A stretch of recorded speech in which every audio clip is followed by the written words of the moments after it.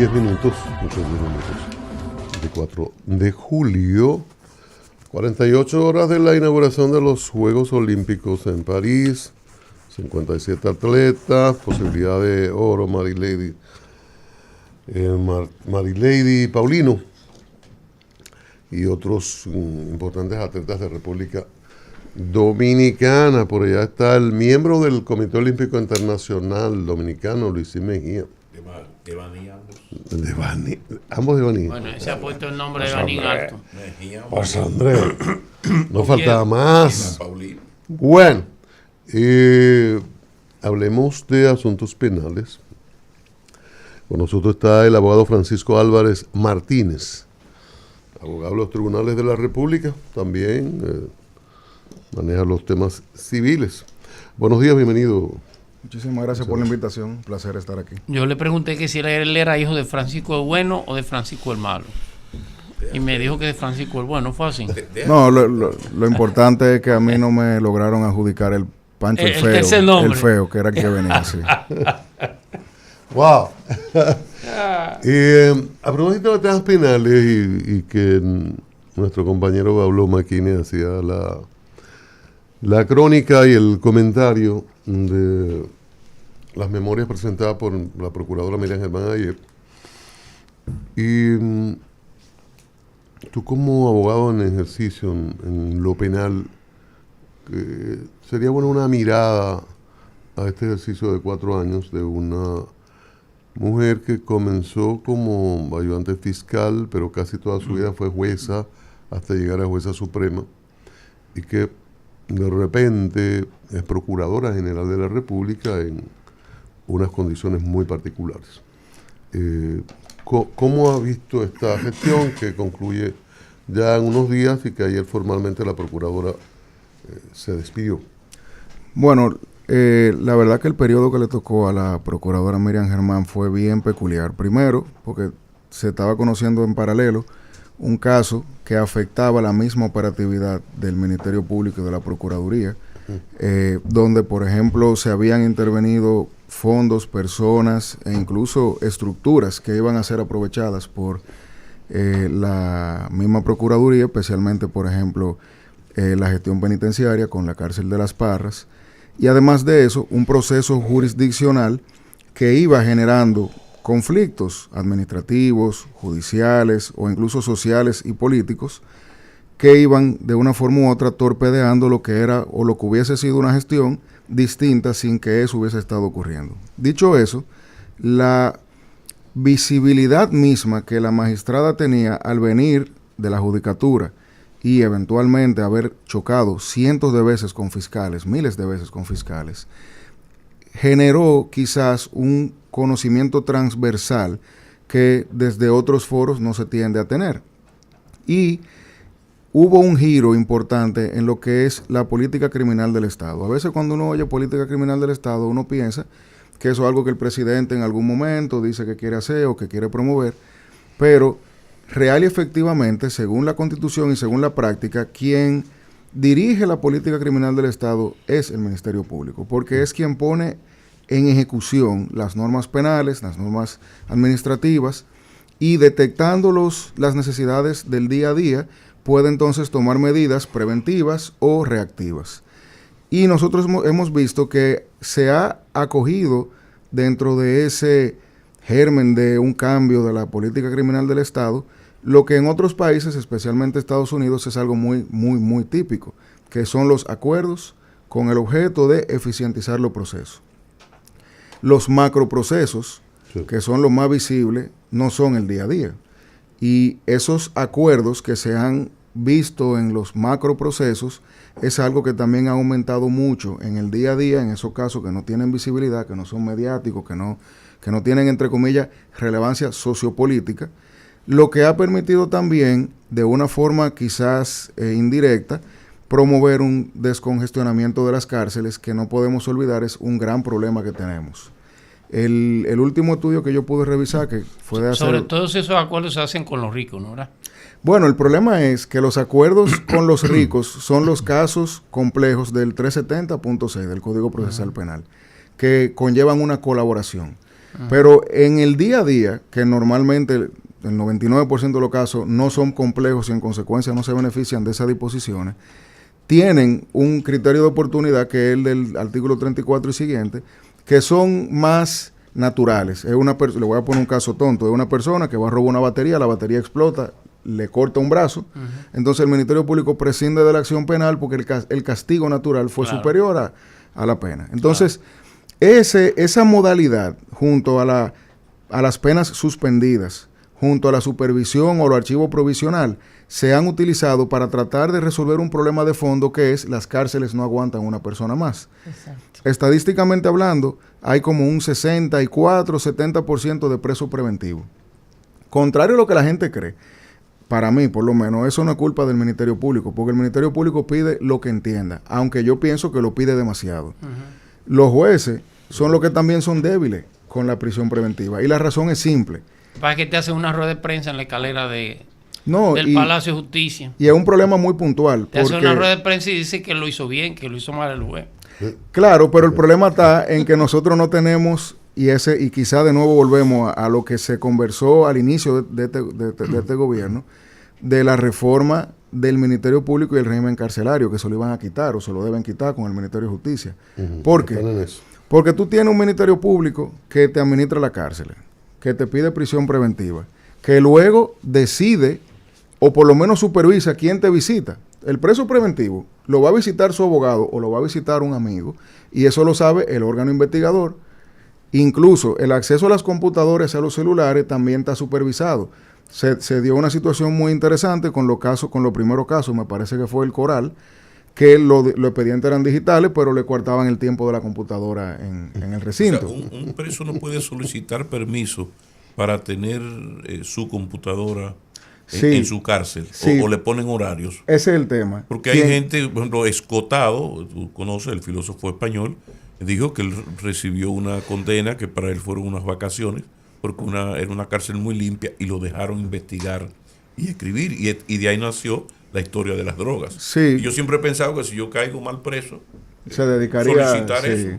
No, ese preso. Aquí tenemos un problema un poquito más complejo, porque el régimen penitenciario que ha administrado por la Procuraduría, sí, tú puedes tener dispensas, pero va a depender de ellos. Entonces, casos donde existiesen choques, donde quizá la persona pudiera ser considerada como peligrosa. Eso tiene un costo en la cárcel. Bueno, la cárcel hasta respirar no, y el costo también, porque volvemos a lo mismo. Tú tienes donde cabían 5, tú tienes 20 personas. Exactamente. Y entonces, si tú se lo estás dando a uno, ya tú tienes 19 personas, que ¿por qué yo no? Entonces, por eso es que una de las discusiones más importantes de la Procuraduría, que doña Miriam en varias ocasiones lo ha dicho, es la administración penitenciaria. Ahora, otra cosa que yo pienso que mejoró mucho es que se enfocaron en adecentar las posiciones del Ministerio Público, no solamente en el sentido económico, que es importante y también se ha trabajado, sino que también tengan las herramientas básicas para poder hacer su trabajo. Cuando usted va a una fiscalía, y no a las del distrito, no a las de Santiago, sino a las que están en los barrios, uno se da cuenta de que lo mismo pasa en los cuarteles de la policía, por ejemplo. Tienen computadoras que deben tener Windows 95 y que tú no le puedes meter un USB, que tienen un conector serial. Y que cuando tú quieres abrir el CD-ROOM, porque así es que se comunica, no abre. Se frisa. Entonces, a cada rato uno llega y te dice, no hay sistema. El de la cámara no hay sistema. No hay sistema. Y para el abogado es difícil traducir eso al cliente, porque el cliente tiene un problema. Claro. Y cuando el cliente tú le dices, mira, no te pude resolver porque no hay sistema, el cliente tiende a pensar que es uno que le está diciendo. Entonces, yo pienso que otra cosa que se mejoró fue esa, porque ha habido una inversión que va orientada a eso. Ahora, nosotros tenemos una ley de administración de bienes incautados que se aprobó, me parece que el año pasado o a inicios de este, que en teoría distribuye cómo, cuando esos bienes se incautan y se hacen metálicos, cómo se distribuye. Esa fue la forma en la que el legislador, apoyado por el Poder Ejecutivo, buscó más dinero para la Procuraduría, para el Poder Judicial, etcétera. Pero, de nuevo, rehúye al problema real, que es presupuestario. Para los casos o los macroprocesos, uno se da cuenta de la debilidad de bien fácil, porque tú ves que hay 3 fiscales, 5 asistentes técnicos, y tú ves que hay 70 imputados con 200 abogados. Y tú dices, oye, la pelea No es pareja. Hombre. Pero esos son los casos grandes. Esos casos son el 1%, el 0.5% de los casos. Cuando tú vas a un día de audiencia y tú ves que un solo fiscal tiene 27 audiencias de 27 casos diferentes y que lo que tiene es un mar de documentos que humanamente no lo pudo haber estudiado, nos damos cuenta de que hay un problema presupuestario. Y ese problema presupuestario que debería Entonces, ser... el fiscal, perdóname, el defensor público se come vivo al fiscal. Y los defensores públicos Porque el defensor público sabe más que el propio abogado de la defensa. La defensoría pública que para el sector privado, cuando una oficina de abogados logra captar un defensor público, dio un palo. Una joya. Porque esas son personas que tienen una experiencia que ningún abogado, es como que ellos viajan en el tiempo. 5 años de defensor público equivalente a 20 años de abogado en el sector privado. De casos que si hay un asunto de presupuesto, Arias. hay limitación de independencia, ¿no? La independencia, que es un tema y es muy interesante, porque se ha discutido una reforma constitucional de cara, entre otras cosas, a la independencia del Ministerio Público. Y hay una discusión, yo diría que jurídica y cosmética, de si es o no es independiente. El Ministerio Público es institucionalmente independiente. Claro. De eso no hay duda. Incluso el ejercicio de esta gestión nos ha demostrado que lo ha sido. Ahora bien, el Ministerio Público es... Aunque ha habido sus zapateos. Sí, pero cuando uno lo ve en contexto, incluso, por ejemplo, con otras gestiones, uno se da cuenta de que no hay esa camaradería que antes existía, donde incluso, para poner un ejemplo, antes un procurador y un juez de la Suprema Corte de Justicia se vivían juntando porque están en el mismo edificio. Eso es algo que ya también se eliminó radicalmente. Pero la independencia del Ministerio Público, en el plano institucional, formal, funcional, sí, existe. Lo que pasa es que alguien tiene que designarlo. Y en muchos otros países se designa como se designa aquí. Claro. Y En no los es- Estados Unidos. Exacto. Y no está hay que mal. ratificarlo en el No está Senado. mal. No está mal. Lo que sí Tú eres debe... partidario que sí, sí, Yo soy partidario que no hay que modificar la Constitución para eso. Lo que yo sí creo que hay que reevaluar son los mecanismos de control.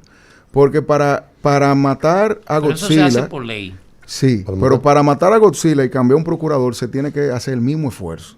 Uno tiene que hacer Buen una ejemplo. no, y eso nunca hemos quitado un procurador, por más mala que haya sido la gestión históricamente. Por más Jean Alain que haya sido. Lo mismo pasa con un juez de la Suprema. Entonces, si los mecanismos de presión, de control no funcionan, entonces estamos a la merced de un mal funcionario. Claro. Que en este caso, con estas leyes, mire, ley de extinción de dominio y ley de bien incautado, ley del DNI, son 3 leyes que cada vez que yo pienso en ellas, a mí me duele la cabeza, porque dan y generan un poder absoluto al poder, que es el poder lo que quiera que sea. Autoritarismo. Entonces, yo ahora me siento cómodo porque a doña Miriam yo le doy la llave de mi casa y me voy tranquilo. Pero ¿qué pasa cuando doña Miriam salga, que es ya? Ese es el Que pongan un Totalmente. canalla ahí. Bueno, Y ya ha habido canalla. la Oye, conversación. el caso de la presidencia. Sí, Sí, miren. también. Estamos en la época de Milei. Bueno. Al que le gusta a un amigo de nosotros. Se fue el loro se Mira, fue. cómo habla de Pero Se bueno, fue el oro para un lado. Se llevaron el oro Miren, de bueno, Argentina. Entonces, hablan- no se sabe dónde está el oro. Peor que Iván Ruiz. Él antes se emocionaba cuando yo mencionaba a Benedetti, ahora es cuando le Ahora menciono a cuando le menciono a Milei. Milei. Ah, Oye, Francisco. ¿cómo cambia la gente? Vea qué vaina. Rosario Medina. Volvemos a Y tu lío Francisco con el oro, Álvarez. ¿no? Francisco Álvarez Martínez, especialista en Derecho Penal. Con él conversamos, pasamos balance y sobre todo quiero detenerme en esa ley, que usted pudiera, la ley del DNI, que usted pudiera darnos un vistazo y su perspectiva al respecto, porque aquí ya lo hemos dicho, nosotros desde el punto de vista de los intereses, periodistas, medios de comunicación, y que nos sentimos con esta ley muy agraviados. Entonces, que nos hable respecto de cómo debemos nosotros comportarnos los dominicanos a partir de la promoción de esta ley, además que se promulgue, y que está promulgada, pero que hay el presidente también mandó a que se someta a un proyecto de revisión. Chico, tú sabes ese juego. Claro, entonces por eso le hago la precisión al abogado de que pudiera decirnos cuáles son las consecuencias de eso, porque la gente ni sabe. Claro, yo tengo una teoría muy particular sobre la labor legislativa en los últimos 8 años. Y es que se dejaron de lado los asesores. Yo conozco varios de los asesores que están en el Congreso, de un lado y del otro, y son muy buenos. Y académicamente vivimos discutiendo y yo sé que ellos promueven cosas que no se escuchan. Y la consecuencia de eso es que tenemos leyes mal redactadas. El Código Penal de ahora bueno, está mal hecho. Si uno agarra, por ejemplo, el trabajo de los asesores, la redacción. Lo que pasa es que lo redactan también los legisladores. Lo que pasa es que en nuestro Congreso, nosotros no tenemos un Congreso real, porque las leyes... ¿Un Congreso? Real. ¿Y por qué? Porque cuando uno se imagina, cuando a mí me dieron eso en 7º, 8º de primaria, uno se imagina que hay un grupo de personas que tienen sus capacidades, que dicen, tenemos un problema, la ventana es transparente, y comienzan a discutir cómo eso se puede resolver. Y de ahí sale lo que ellos entienden es la solución. Vamos a ponerle un tintado. Entonces, eso pasa a los asesores. Los asesores dicen, no, porque si ponemos el tintado, la luz no entra. Y esa luz constitucional, si no entra, la ley se va a hacer inoperante. Y entonces se vuelve a discutir. No podemos poner un tintado, vamos a poner un toldo. Eso es lo ideal. Eso es lo que debería pasar. Y después de eso pasa... Vamos a la realidad. No, entonces, eso pasa al final a unos asesores de estilo, que deben ser entonces expertos en técnica legislativa, que son los que le dan la morfología a esa ley. Eso no es lo que pasa. Se lo ganaron todo. Aquí la ley llega que fulano la mandó y la ponen ahí. Dígame usted. Lo que apoyan eso, lo apoyan por un tema partidario. Perdóname, yo he tenido la experiencia de ser asesor en algunas leyes. Preguntas del señor Julián al señor Y muchas veces el congresista entiende que tú tienes que darle forma a lo que él quiere. Claro, adaptarte no importa a su que sea deseo. ilegal, Es así. tiene que darle la forma. Y por eso... Por eso nosotros tenemos tantas leyes que cuando chocan con el constitucional, señores... Continúa, Francisco, con la realidad. Claro, entonces, la realidad es que interesa mucho. Se crea el proyecto de ley en alguna oficina, puede ser puede ser de algún asesor externo, puede ser de la consultoría jurídica, puede ser de un grupo. Llegó el proyecto de ley. Llegó un proyecto de ley. De presión. La primera pregunta es quién lo manda. Y segundo es quién lo apoya. Y a través de esas dos preguntas ya tú descuartizaste la discusión jurídica, porque el Código Penal, que es un muy buen ejemplo para entender esto, miren, ese Código Penal se confeccionó en el 97. En el 97 yo estaba en primero de bachillerato, yo creo. Se confeccionó en el 97. En el 99 se crea el proyecto. Y comienza a bailar en el Congreso con muchísimos aportes académicos de diferentes instituciones que todavía hoy están vigentes y tirando opiniones buenísimas. Y al día de hoy, las debilidades que en el 97 y en el 2002 se denunciaron, las tenemos idénticas. Y yo, para hacerlo ilustrativo, en una participación la semana pasada, yo comencé a leer lo que la gente no sabía era unas recomendaciones del 2002. Y cuando yo acabé de leerla, yo dije, ¿ustedes saben de cuándo este documento? Del 2002. Lo que quiere decir que la discusión se polarizó en tres causales, la violencia, etcétera, que son necesarias. Pero esa polarización de la discusión generó que el proceso sufriera. Y yo le pongo un ejemplo. Hoy yo hice un comentario en mi Twitter donde lo primero que yo digo es, tú no puedes estudiar el Código Penal sin el Código Procesal Penal. Claro. Pero eso es una locura. Pero lo grande es que eso es como tan básico que no hay ni que decirlo, pero eso fue lo que se hizo. ¿Y cómo yo sé que eso fue lo que se hizo? Porque pudiéramos decir, no, ellos lo... Está inventando. Es que usan términos incompatibles incluso. Se tocan temas procesales en el Código Penal, ley sustantiva, que debieron ser abordados en el Código Procesal Penal, pero voy más lejos. El año pasado hubo una crisis con la ley de ciberdelincuencia, que fue una que promovió el Poder Ejecutivo y que se discutió mucho porque se entendía que tenían herramientas que podían ser mal utilizadas, por ejemplo, para incluso afectar a la libertad de prensa. Pero pasamos una ley del DNI como si nada, que es todavía peor.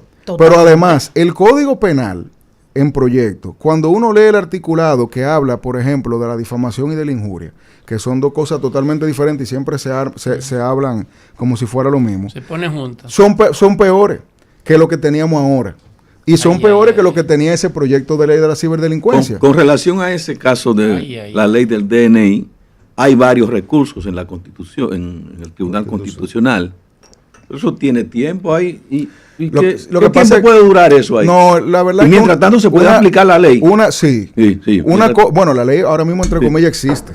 Sí, está en ¿Y tiene la comilla? Sí, la promulgada. Pero ahí mismo, Francisco, ¿qué opinión te merece? ¿Cuáles son los puntos que te preocupan dentro de esa ley? Que me dé tiempo para eso. En esa misma línea. Mira, la ley del DNI tiene una carga absurda reglamentaria y subjetiva. Me explico. Cuando el legislador dice, Francisco podrá beber café, pero la azúcar y la cremora la decidirá la institución. Eso genera una reserva que luego debe la institución reglamentarla. Pero entonces, cuando yo la voy a votar, yo, Francisco, yo no sé si la institución me va a poner un café, un azúcar o 7. Entonces, cuando se tiene la discusión que genera una catarsis social y se arma ese lío, después el reglamento pasa normalmente desapercibido. Así es. Incluso yo que soy abogado me entero que un reglamento se aprobó después que está aprobado, porque el Congreso tiene una pésima labor de divulgación. Entonces, la ley del DNI... El reglamento ya el Poder Ejecutivo. Claro, pero yo digo que el Congreso debería tener, por ejemplo, que yo siempre he dicho que el Congreso y la consultoría deberían tener unificada toda la ley online. Yo le voy a poner un ejemplo práctico. El abogado procesal penal que busca un código procesal penal para una audiencia en Internet, el 99.9% de lo que encuentra no está modificado por la ley 1015. Yo tengo uno que lo generó un portal que yo creo que falleció, que se llamaba Abogado Dominicano, que lo tengo de hace como 6 años, que es el único que aparece. Pero yo que doy clase constantemente a mis estudiantes, me citan artículos que están desfasados. Sí. Porque no hay un repositorio online donde estén todas las leyes que te digan cuáles están derogadas y no. El Congreso Nacional no tiene una página donde yo encuentre todo eso. Hoy. Y eso debería estar...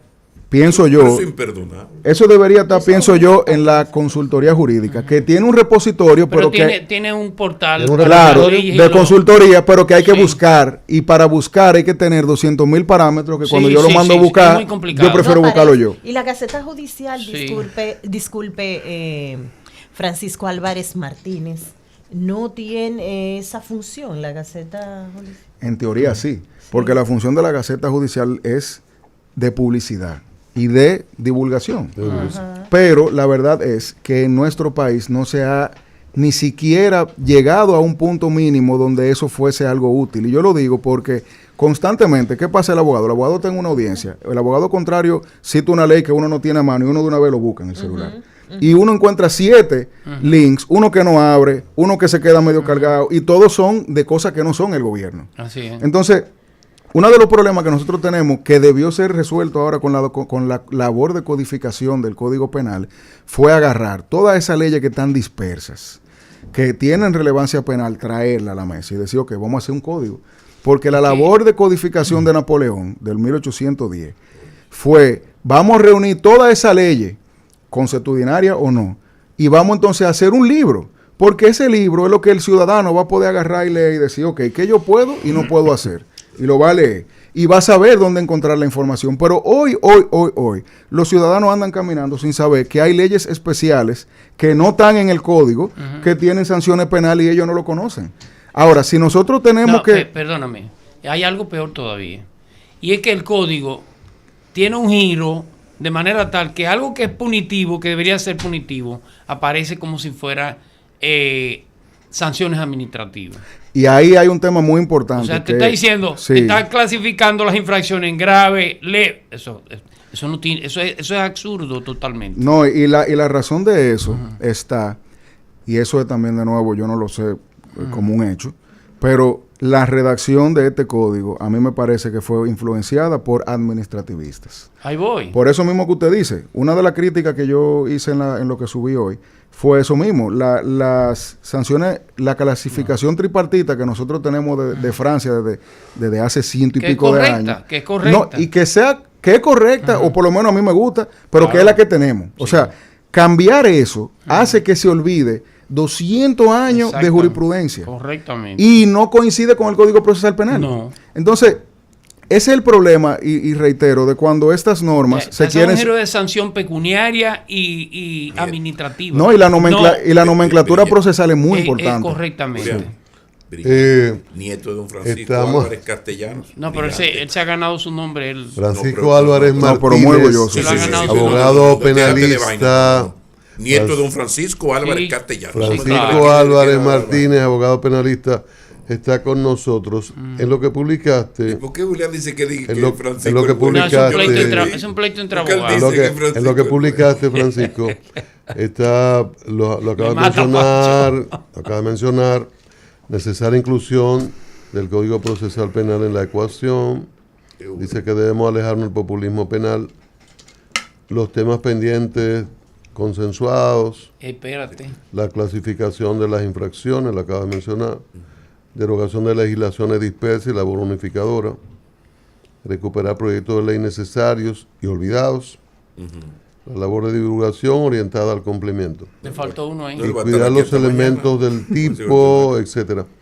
¿Cuál es el elemento del Código Procesal Penal?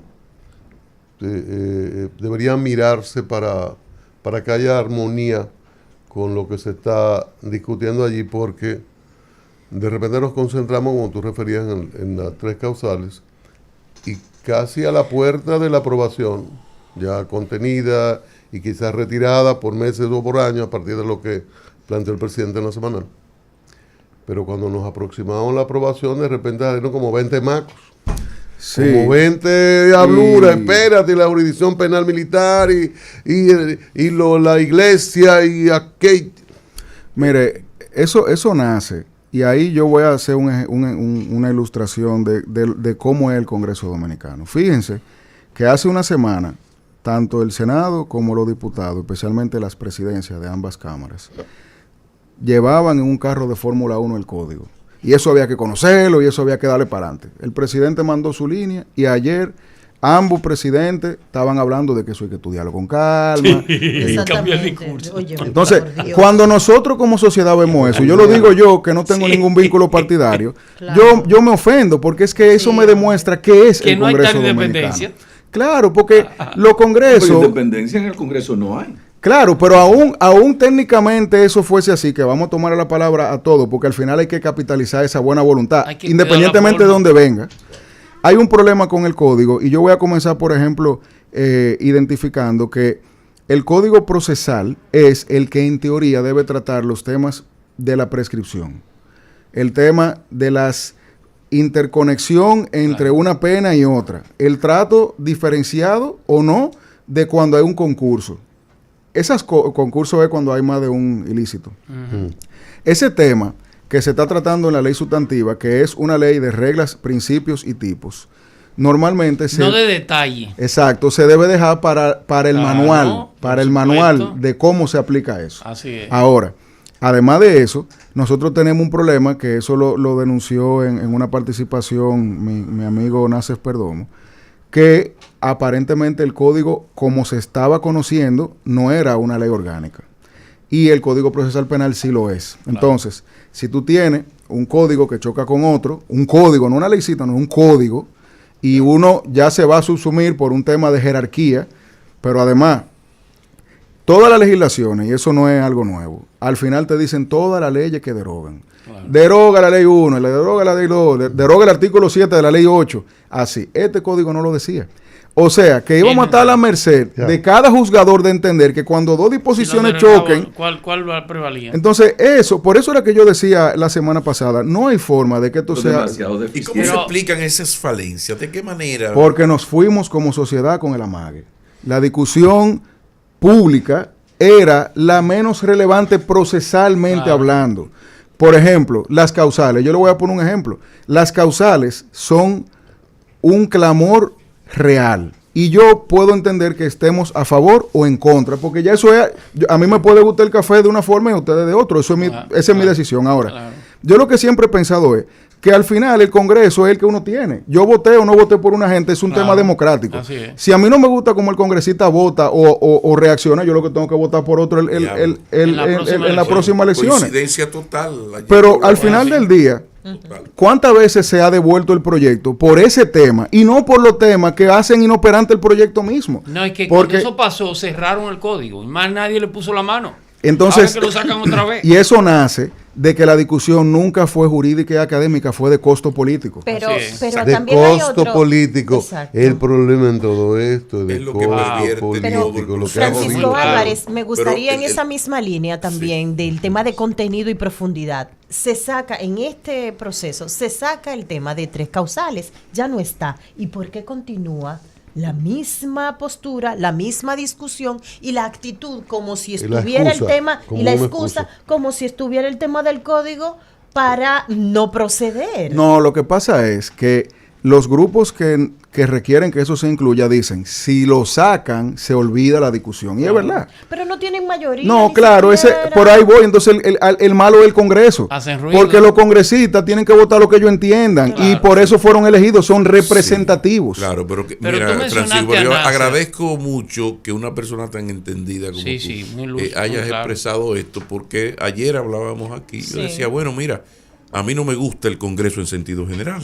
Y de ahí van a emanar cosas que a mí no me van a gustar como ciudadano. Y vendrá peor. Ahora, esa es la democracia. Es La el democracia soberano. no es yo celebrar cuando gano. Claro. No es cuando el conservadurismo Claro. neofascistoide, trujillista, Maquiavel, qué sé yo. Bueno, te ganas, te ganó. El Te pueblo ganó. dominicano Ya, quiso voto que esa por él. impresentable que se llama Pi Claro. sea. Entonces, ¿qué pasa? Vamos, estos señores tienen la posición sobre las 3 causales que ya conocemos. Por miedo, por chantaje, por lo que tú quieras.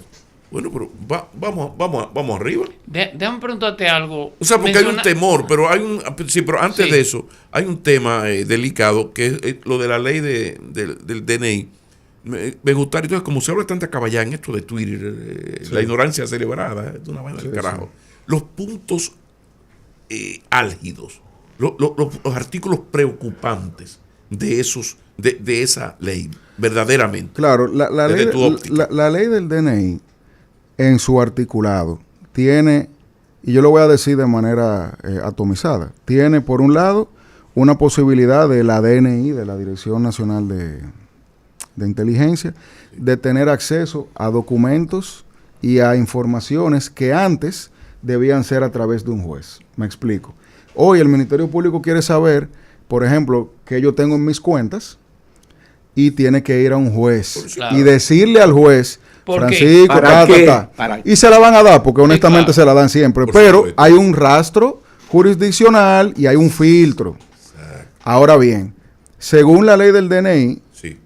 de su articulado estudiado en contexto de la ley, porque uno no puede agarrar un artículo, porque lo que la defienden, que normalmente son personas del gobierno, te dicen, no, porque en tal artículo dice tal cosa, sí, pero si tú lees el articulado completo en contexto, te genera la posibilidad de que la ley, que el DNI agarre y me pida a mí Francisco abogado, yo necesito información del señor Pablo Pérez. Tu cliente. Y entonces me carga a mí a yo luchar con ese leviatán para yo proteger el derecho que yo tengo que proteger de mi cliente y del secreto profesional, etcétera, etcétera, Todo. etcétera. Y tener que ir a un tribunal a decirle, hey, me están pidiendo. Eso no es así. Porque es que nosotros tenemos, señores, 30 años de conquista constitucional y procesales que ya hacen que eso no sea un problema. El Ministerio Público me manda una carta a mí o a mi cliente pidiendo una información y yo se la doy si yo quiero. Claro. Y también sé que si no se la doy, de allá para acá viene un fuetazo. Y yo puedo asumir ese riesgo. Porque tenemos institucionalidad. Pero esa ley permite que esa dirección, que dicho sea de paso, la DNI nace y se mantiene como casi una oreja del presidente.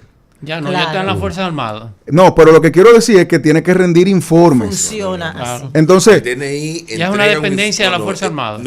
pero tiene que entregar informes al presidente. Está El bien, pero DNI ya entrega- forma parte de la estructura de la Eso Fuerza es Armada. caballar. A la hora, en La la verdad, práctica, eso es informe caballar. diario. Yo no El estoy hablando de la DNI práctica. presenta un informe Estoy hablando de la diario. estructura. Y eso, al jefe y del eso, Estado. eso No hace, pierden eso. eso hace que, por ejemplo, Eso es caballar. si ustedes tienen Sí, yo lo una, sé. Que pertenece, bueno, no. si ustedes tienen, por Embajada, ejemplo, si a ustedes como periodistas y comunicadores les llega una información y ustedes no quieren divulgar La fuente. la fuente, Que no- ellos vienen y se la piden y ustedes entonces dicen que no y entonces tienen que ir a un tribunal a luchar con eso porque si no hay prisión Claro. y hay sometimiento. Ay, Entonces ese es el problema de esa ley. Pero déjame volverte a Pero eso mencionarte. es inaceptable. eso en es las para atrás, para atrás y democracias- para en las- atrás. En las democracias institucionalizadas, eso no es así. Entonces, ¿de dónde salió el genio que aquí que somos tan copiones y tenemos el modelo americano, el modelo español que copiamos mucho de ahí, de Chile copiamos mucho, hasta de Bolivia copiamos aquí, la seguridad social se dice que... Entonces, ¿de dónde sale una vaina, una ley así, con esos artículos? Sí, la verdad que esa ley se había coqueteado mucho.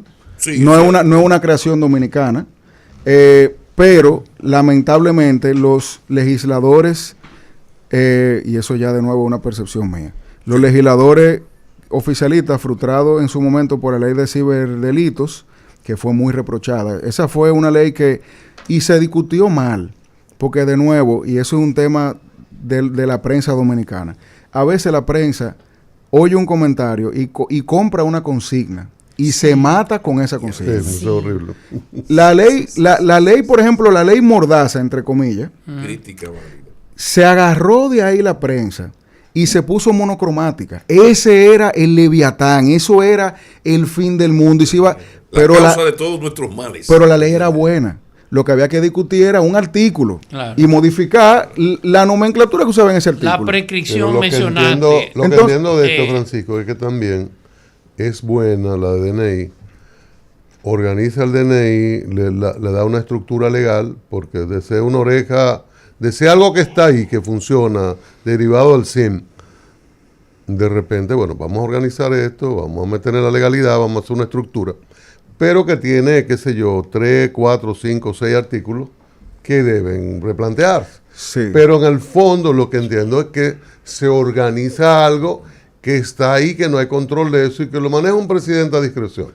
Claro, claro. ¿Qué comentario tú tienes? Bueno, lo que pasa es que no es positivo. Para mí, lo que hay que entender qué es lo que es ese tipo de organizaciones, que tampoco nos lo inventamos nosotros. Claro. Nosotros tenemos un ministerio público, que es el encargado de investigar todo lo que pasa en suelo dominicano, entre comillas, con una lupa, como Dick Tracy, y anda viendo, investigando, pidiendo información, y después decide si entiende que hay algo penalmente relevante que ellos deban perseguir.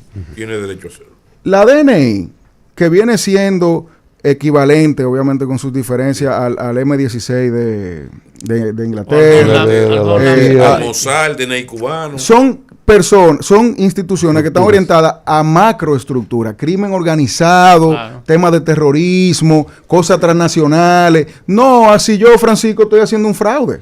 No, entonces, los amoritos de fulano. Y cosas entonces, así, el problema de esa ley es que en lugar de discriminar lo que es lo que debe ser la DNI y tirarlo por allá, lo trae a un suelo dominicano donde le da competencia que incluso solapan con el mismo Ministerio Público. Ya. Pero quiero volver a un tema.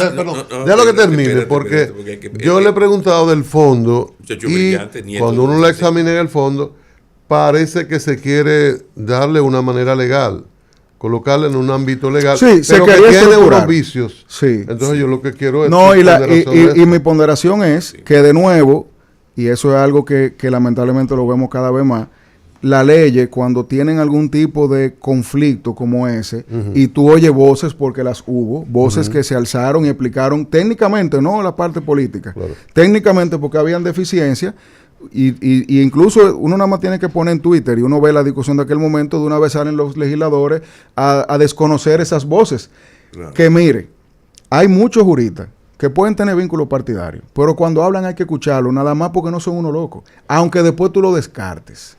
Pero cuando tú ves que las descalificaciones, pasó con la ley de extinción de dominio lo mismo. Sí. La ley de extinción de dominio, yo estoy seguro que en algún momento el TC la va a desbaratar, por parte o completa. Así es. Pero en vez de nosotros tener la discusión jurídica, lo que hacían era descalificar, que supone, eso es que no quiere que, eso es que está defendiendo a corruptos, eso es que no quiere que sí yo qué. Esa es una vieja. Que devuelvan los robados. Claro, entonces, cuando tú ves que los argumentos técnicos se diluyen en ad hominem, y a raíz de eso, el Congreso, porque yo puedo tener yo tengo el derecho de decir que a mí algo no me gusta porque es él que lo dice. Pero el Congreso, los legisladores, ejercen una función pública de control tan importante que ellos deben entender que ellos no son simples seres humanos. Sí, lo que pasa es que es una práctica muy vieja que viene de la política. Y es desacreditar el mensaje en vez de explicar. Exactamente. Desacreditar el mensajero. El mensajero en vez de explicar del mensaje. El mensaje. No, es Julián Roa, pero un tigre de la mata. ¿Y por qué le voy yo a responder con un tigre que de las mata? Un moreno de la Porque si fuera de Baní. Si fuera Balaguer. No. Pero el tema... Francisco. Pablo, déjame preguntar a mí ahora. Pregunta.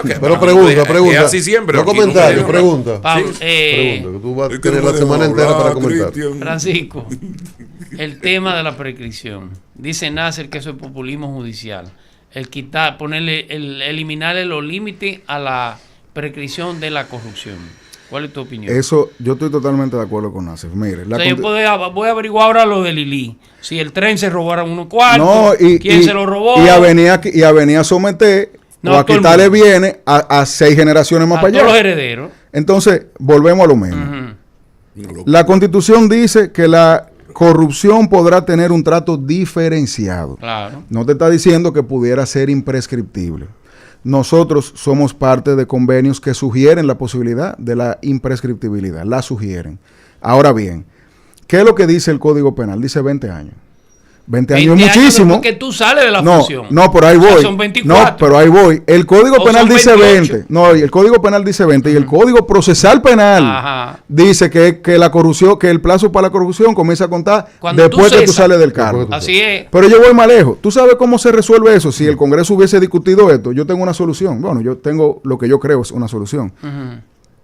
La ley de la declaración jurada tiene una disposición que es ignorada olímpicamente, y es que el funcionario que no presenta su declaración jurada o que la presenta tarde, cuando sale, el Ministerio Público está obligado a investigarlo. Sí. Yo lo que diría es que cada funcionario que sale, el Ministerio Público está obligado a investigarlo.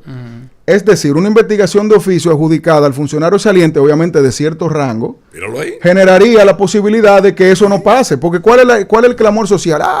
Eso es para la impunidad, porque fulano, que si yo qué. Además, el salir y entrar, porque la declaración jurada, tiene un gran atractivo.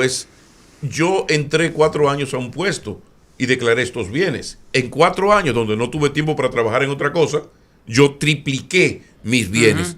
Resulta que el Ministerio Público no actúa salvo el interés político mezquino. Exactamente. O sea, de repente yo quiero hacerte daño porque tú gobernaste 20 años y yo necesito destruirte a ti porque al gobernar 20 años tienes una burguesía propia. Entonces yo cojo selectivamente a tus posibles corruptos y los ataco. Así no hay pollo que llegue a gallo. Aunque tú no investigaste en 24 años, ¿cuándo lo investigas? Resumiendo, Francisco, parecería que nos vamos a quedar sin Código Penal por meses y cuidado, a partir de lo que ha planteado el presidente en la semanal, que se debe seguir consensuando este asunto. ¿Tú qué piensas de esto? Un código de 1884, era la vigencia. ¿Y qué hacer para salvar esta situación? Mire, yo tengo unos tipos penales que a mí me gustan, que son nuevos y están en el código, que deben estar huyendo en el tracto político, en el tracto jurisdiccional dominicano. Y debo decir que nuestro código fue traducido en el 84, pero realmente es el 1800. Código es del 1810 Napoleón, pero y después 26 y 1800, exacto, y 1826 cuando los haitianos no invaden, traen su código. O sea, nuestro código todavía es más viejo. Es más viejo. Ahora, yo le voy a poner un ejemplo. La estafa piramidal es un caso que todos los días le roba dinero a los dominicanos, y cuando eso llega a las autoridades están de mano atada a que los querellantes, víctimas, sean parte activa del proceso. Y tú decirle a una gente que tenía poco dinero y lo perdió y que está trabajando, que pida 27 permisos en el trabajo, al final pierde interés y se va. Claro. Pero la estafa piramidal, según el Código Penal en proyecto, te dice que eso va a ser aptitud de acción pública del Ministerio Público. Y el Ministerio Público lo puede investigar sin la víctima. Eso es necesario ya. Pero eso se debe cambiar también cuando te roban un celular. Bueno, ahí hay un tema. El año antepasado, el año antepasado, me parece, a raíz de esa mesa de discusión de los lunes, que tiene el presidente y un grupo de gente, el Ministerio Público, policía, ejército, etcétera, se detectó que los robos habían aumentado, los robos en casa habían aumentado considerablemente, y que estadísticamente hablando no se perseguían porque la víctima decía, bueno, gracias a Dios fue material y no me voy a embrujar con un tigre lleno de tigres. Entonces, ¿qué hizo el Ministerio Público? Que eso fue una labor de la Procuraduría de doña Miriam y de Jenny Berenice y Camacho, etcétera. ellos prepararon un proyecto de ley, impulsaron un proyecto de ley para hacer de acción pública ese tipo de robo. Y luego que lo promulgaron en tiempo récord, porque era muy necesario, comenzaron a atacar ellos directamente ese tipo de infractores. Señores, lo que fue en un momento durante 3 o 4 meses, sin necesidad de la víctima. Ya lo cambiaron ya. Sí, eso fue hace 3 años. Aquí hubo una ola de atracos en apartamentos. Sí, no, bueno, hace 3 años me tocó a mí que la niña bueno, mía, aquí la hubo niña mía, la de Geomar, aquí hubo una... Aquí hubo 2 o 3 meses que eso estaba al día. Y con eso se logró combatir, porque ya los mismos tigres saben que el Ministerio Público nada más hasta por un tema de vender que están resolviendo el problema, le va a caer atrás todito sin discriminar. Claro. Francisco, gracias. No, gracias a ustedes por la Tiene que invitación. volver, Tiene que volver. Tiene que volver. Y pronto. Sobre todo un día que Julián esté más dispuesto a hacer preguntas. Álvarez Castellanos, es que el nieto de don Álvarez Martínez. Sí, pero de Álvarez, sí, pero es Álvarez Castellanos, es de ahí que viene. ¿Y la relación de con don Pancho Francisco. cuál es? Don Pancho Alegría, su abuelo, No, con Pancho Álvarez, ¿cuál es? su tío. Ese es mi tío, hermano Su de mi tío. papá. Sí. ¿Y tu papá es? Mi papá es Álvarez Aquino y mi tío es Álvarez Valdés. Sí. Entre Álvarez te vea. Claro, Son no, brillantes, el viejo. son brillantes no, todos. pero Pero es de ahí, Francisco, es don de los Pancho, Álvarez Castellanos, esa inteligencia. Lo conocí. Claro. No, Arias no y yo pierdan estuvimos eso. cerca de él y había mucho cariño con él, con don Pancho. Y Francisco Álvarez Martínez estaba con nosotros, abogado de los tribunales de la República. Reiteramos las gracias. Una recomendación. No, pero no, a él no. Y muy joven. ¿Qué Claro. edad tiene? No, ¿Qué edad Cristian, tú tienes? 36. A él no, a él no. Oye, eso. A él no. 36. 36. Le van a dar. Óyeme. Le van a dar Quien ahora. tuviera Una 20 recomendación. años. No sea pendejo, pero Te eso dicen no- que el diablo sabe por viejo. No Yo por diablo, pensaba ¿no? que lo iba pero está a ocupado. considerar por Pancho Tú Álvarez. tienes tu apartamento y siempre hay que hacer cosas, y tu oficina. Siempre hay cosas que arreglar, construir, reconstruir. O sea, Y además aspiración a construir más cosas. Siempre que lo vayas a hacer, cuida herramientas y equipos. Así como los instrumentos legales que tú siempre tienes pendientes. Herramientas y equipos, si tienes certificación internacional, mejor. Ahí en la San Martín 183. Ya le dieron. En la misma ruta que tomaba Francisco Álvarez y Castellanos para llegar al periódico Hoy. Ahí, esa ruta la tomaba. no, el- la Entonces, ahí en San San Martín con Gómez está Materiales Industriales ahí a la derecha. Pero déjale esa ruta hoy. Puede quedarse sin Álvarez, no ir con esa tarjeta de crédito importante que son los Álvarez. Solo decir que te mandamos desde a diario y tendrás una rebaja sustancial. Oh, perfecto. Bien, reiteradas las gracias, Francisco Álvarez No se salva. Muchísimas gracias a ustedes. Martínez, abogado. Qué Vamos bueno. a comerciales, seguiremos, hay muchos temas pendientes, faltan turnos de mis compañeros. Información,